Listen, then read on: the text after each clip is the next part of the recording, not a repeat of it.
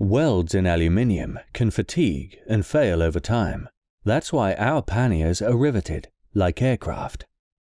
Metal Mule, engineered to be different. Okay. My name is Brix, and I recently returned from a one-year trip around Africa and Asia, travelling 30,000 miles through 33 countries. I think like a lot of people, I got into motorcycle riding after wandering through a bookshop and picking up a copy of Jupiter's Travels. Pretty straightforward. Not long after that, I got my CBT, had a 125 for a year, learnt the basics, and then got a full license, got a 600cc and started doing trips across Europe. Just got the bug. Not at all. I was always a big traveller before. Travelled a lot when I was younger. My mother was an air stewardess, so she dragged me around the world quite often, and I'd always had the travelling bug. And then when I read Jupiter's Travels, the two sort of came together. My love of adventure and travel and learning was perfect for the motorcycle and the freedom that it gave me.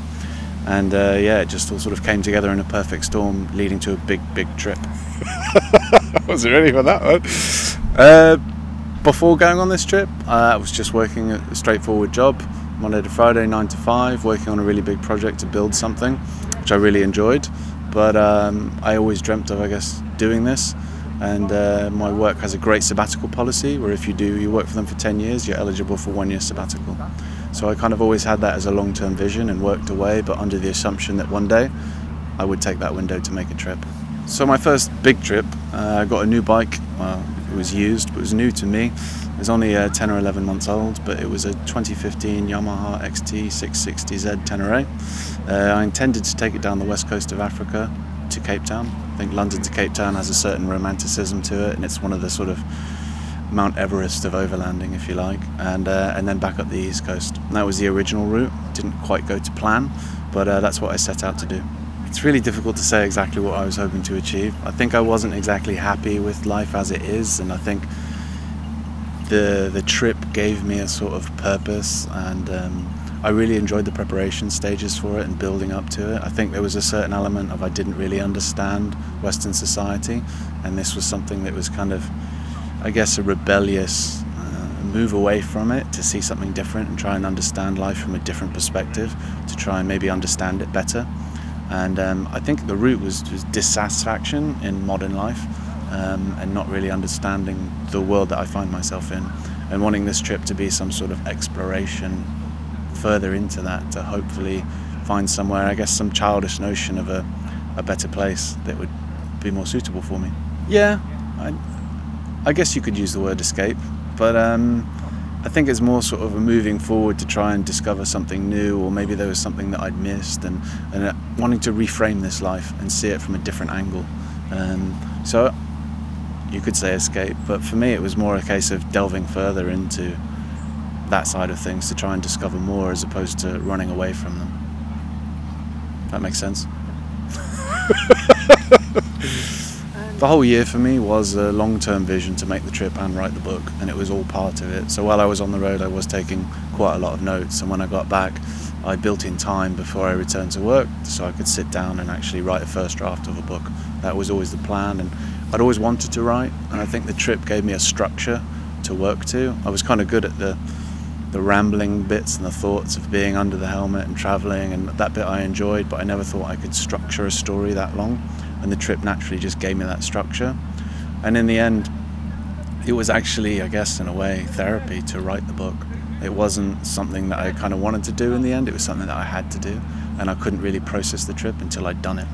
I think when you make a trip like this, it's hard to answer a question like, was it what you expected? A trip like this sticks with you for years, and you will continue to learn the lessons from it for your entire life. So it's still filtering through. I'm still learning about it. I still think about West Africa every day, 2 years on, and expect I still will 10 years on, and maybe longer. So it's always something that sits with you, and the lessons continue to happen as you go through life. I often think the hardest lessons in life take the longest to learn, and I'm still working out my impressions of Africa and kind of the effect it had on me. In terms of the final effect of my trip, I can't say. It's not over in a way. For me, it was always about the mental journey, not necessarily the physical one. Changing your physical destination encourages new thoughts and new ways of thinking, and it's in sort of an ongoing process, which is still happening. When I got back, in many ways I regarded it as one of the biggest failures of my life, because I wasn't culturally adventurous as I had been in the past on my travels, because fear had sort of overtaken me, and it was a struggle, and it was all in my head. Nothing went wrong, no one tried to rob me, or there was no dangerous situations whatsoever, but it was myself, and it was doubt and confusion and my mind really not working properly, and I regarded it as a massive failing. But we don't really learn from our successes, we learn from our failures, and the lesson, like I said, they're ongoing and they keep happening. When I got back from my trip, as nothing had really happened, I didn't crash, I didn't break down, I didn't get arrested, I didn't get sick. I just filed it away as another trip. I went out with some friends in town and thought, oh, that wasn't really that big of a deal. And then I sat down to actually read through my notes. I completely broke down, and there was tears, and I remembered all of the doubt and confusion and the fear. It was like, that was a big deal. And then I sat down to write immediately, and it was a very visceral, sort of raw process where I felt like I just cut myself open and kind of let go, and it was really cathartic, although it was difficult at the same time. To get it out was what I needed to do, and I felt much better as a result. And you don't self-publish for the money. There's no money in this. You do it for the conversations and the people you meet. And the payback for me has been people in my family reading the book and going, I never knew you thought like that. And I'm like, I gave all the signs and all this, and they said, I never knew that. And the conversation is so much richer and so much more interesting a result. And friends have come up to me and said, I've always thought like that, and I've never known how to talk about it. And you've opened the door, and while it's a really difficult chat, it's very cathartic, and it just feels new, interesting, and just more honest, which is lovely. I would never ever be able to say in front of a group of people that I've had struggles with mental health before I wrote that book. Now that I've done it and people are talking about it, and also they have issues as well, it's a really wonderful process, which has been a journey that's still happening, and I'm not going anywhere. It's happening while I sit here now, which is fascinating, and for me that's the payback of why we travel. It's a change in perspective. I think mental health is, and the balance of enjoying and not enjoying is always a taboo subject, and yeah, we should be totally grateful. I mean, we're incredibly lucky to be able to do these things that we're doing, but yeah, I think this has long been overly glamorized as a subject, and people do a lot to dial up the greats but not necessarily the lows of it. And I think the world's changing. I think people are more open and honest about mental health now, and it's like opening room for that conversation. And in the past, especially English people are completely against psychoanalysis, absolutely hate it, but these days people are just being a bit more honest. And these days here at Overland this year in 2019, there's some wonderful speakers that are just being brutally honest about the underside as well as the overside. And I think that's the thing, is managing on the road, especially solo, is the highs can be euphoric and the lows can be, where's the nearest bridge, I need to jump off it, bad. And you need to be able to go back and forth every day between that range, because you'll be up and down and up and down. If you're on your own, you don't have anyone to consult with or chat with, it can become a bit of a mental game and a bit of a struggle. And I think more and more people are talking about it, which is a good thing. But I also think still travel. I mean, yeah, it can be bloody scary, but that's where you're going to learn about yourself and your limits and the world around you, and I think everyone should try it one day. Yeah, it's quenched my thirst for wanderlust in a big way. So now I'm doing little, probably 2 or 3 weeks across Europe. Did the Gibraltar race and really enjoyed that.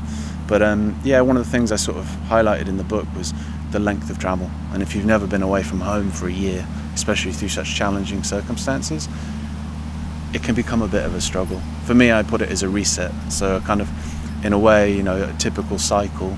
We build up to going somewhere, we do a bit of research, we make a list of the stuff we want to see, we probably fly out, we ride out, we spend 2 weeks and we make the effort and we see everything, we try everything, we talk to it, and we come back knackered, but we've had a really good time.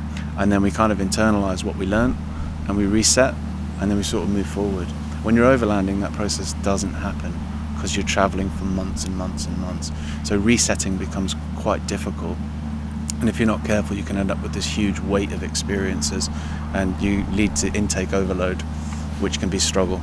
And I didn't realize that until I'd done this trip, until I'd been away for over 10 months. And it was like, as soon as I got home, I began to reset. And the first week was amazing. It was like a washing machine and clean food and just comfortable. And then when the reset did happen, it hit like a ton of bricks.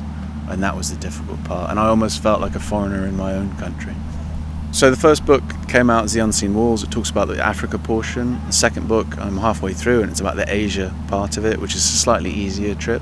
But the first one in Africa really was about my preparation and the first sort of timid steps as I've headed south, when it all kind of came undone in West Africa. And I guess it shook me for the rest of my trip onwards. And just dealing with the attention and being an introvert on the road, I didn't appreciate how much of a struggle that might be. And I think it's something that every traveller needs to know before they set out, whether they're more introverted or extroverted, because it can really change the quality of the experience you have. And yeah, I think it's good for anyone who's considering a similar route on their own, specifically solo travel. Traveling in a group is a totally different dynamic, and I don't think I would have had half the struggles I did if I had other people with me who were seeing and experiencing the same things as me. So it's just coming to grips with that, and I guess coming face to face with fear for the first time in my life. I thought I was well travelled, and West Africa schooled me immediately. I felt like a 5-year-old and had absolutely no idea what was going on, and I think that stuck with me for probably the rest of the Africa trip, and the book kind of chronicles that, and I guess in a way how I dealt with it, or maybe how I didn't deal with it, and what I learned along the way. And it really taught me about the power of fear, and I think that's what that book is about. And the second book is more about where you go from there and into more logic, I would say. When I was in Asia, it was a little bit easier. It wasn't such an immediate struggle, so it gave my mind more room to roam and to think, and there was a lot of realizations along that road. And so I went into the second book, but like I said, it's more about logic and applying some of what I learned. I think if you're not used to spending a lot of time on your own as an extrovert, you can struggle. If you are as an introvert, that could be the best time for you, is when you're on your own on the bike in your helmet and just letting thoughts kind of breeze through your brain, and it's quite a nice process. What was new to me is that I'd always done it in sort of Western society, and I'd not really seen conflicting or distressing imagery, so I didn't kind of have any issues. When I was out there in the developing world, a lot of what I was seeing really disturbed me, and I really could have done with talking to someone, and there was no one there to talk to that shared my sort of language and values and customs, or that was seeing it for the first time. And if you're in a group and you have a beer and you cathartically process it every day, then it makes it easier. And I never recognized that before, because in all my travels as an introvert, I'd just done my own thing and kept to myself and been fine. This was the first time I struggled with that, and the weight kept kind of adding up on me. So you want that moment under the helmet to let your thoughts just go, but if you're in a conflicting or a distressing place, it can take you to some unintended places, and it can be heavy. Ultimately, travel's been the best thing for me. It's been the biggest education I've ever had. School never taught me half the things I've learned on the road, and it continues to inspire and educate, and I think it's essential. I wish more people could do it. I think we live in a very different world if they did. Obviously not everyone has that fortune, that privilege, but I wouldn't be me without it. So it's been one of the biggest influences, if not the biggest influence on my life, and I support it. So if you want to find out more, certainly about the next book coming up, you can follow me on Instagram. Just look for Christian Brix. The book is available on Amazon. If you do pick one up, it is self-published, so apologies if there's a typo here or there, and reviews just mean the world. If you wouldn't mind reviewing it, it would be super helpful, because unless people talk about something like this, nothing really happens with the book. You've got to be willing to push it, and every little bit of support helps all of us. Our panniers have a double-thick rim at the base, keeping damage from the inevitable bumps, scrapes, and offs to the outside of the pannier. Metal mule, engineered to be different.